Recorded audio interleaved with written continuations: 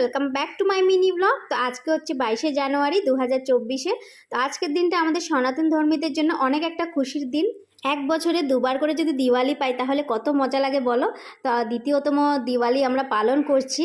তো এটার জন্য প্রদীপগুলো রাতের বেলা আমি ভিজিয়ে রেখেছিলাম, আর ভিজিয়ে এখন হচ্ছে আমি এই প্রদীপগুলো উঠিয়ে তারপর আমি এটার মধ্যে তেল দিয়ে রেডি করে নিচ্ছি যে আমার বাড়ির প্রত্যেকটা কোনায় কোনায় আমি প্রদীপগুলো জ্বালাবো। আর বাবু বায়না করছিল যে প্রদীপগুলো ওই নাকি রেডি করবে, তো তার জন্য আমি ওকে দিয়ে দিলাম প্রদীপ রেডি করার জন্য। এবার বলছে আগুন জ্বালিয়ে দিতে, তো ও নিজে জ্বালাতে পারছে না বলে আমি ওকে জ্বালিয়ে দিলাম, আর ও চেষ্টা করছে আগুনটা প্রদীপের মধ্যে লাগানোর জন্য। তো সবাই আমরা অনেক এক্সাইটেড যে প্রদীপ জ্বালিয়ে আবার দ্বিতীয়তম দিওয়ালি করব, পুরো বাড়িটাকে আলোকিত করে তুলবো। তোমরা কে কে জ্বালিয়েছো প্রদীপ আর ঘরকে সুন্দর করে সাজিয়েছো আমাকে কিন্তু অবশ্যই কমেন্ট করে জানাবে, তাহলে অনেক আনন্দিত হব।